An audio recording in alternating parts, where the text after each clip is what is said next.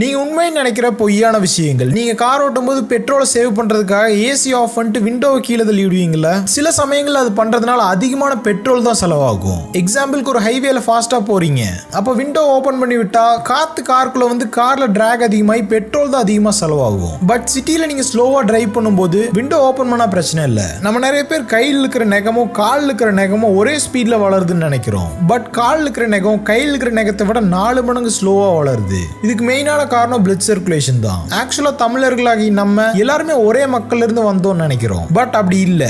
ஏஎஸ்ஐன்ற இந்த group of மக்களும் Iranian ஃபார்மன்ற இந்த குரூப்பும் சேர்ந்து தான் நம்ம உருவானோம். இன்ஃபேக்ட் சவுத் இந்தியன்ஸ் எல்லாருமே அப்படிதான் உருவானாங்க. தான் பார்க்க ஒரே மாதிரி இருக்கும். சென்னையோட மோஸ்ட் வாண்டட் ரவுடியா இருந்தவர் மயிலை சிவகுமார். பொல்லாதவன் படத்தோட கதை, வடச்சென்னை படத்தோட கதை, அரசன் படத்தோட கதை, இந்த கதைகள் எல்லாத்துலயுமே இவரோட இன்ஃப்ளூயன்ஸ் இருந்திருக்கு. வெற்றிமாறன் இவரோட கதையை படமா எடுக்கிற அளவுக்கு இவரோட கதையில என்ன இருக்கு? ஆக்சுவலா நிறையவே இருக்கு. இந்த கதையை என்னோட யூடியூப் சேனல்ல லாங் வீடியோவை போட்டிருக்கேன். உங்களுக்கு டைம் இருந்தா பாருங்க.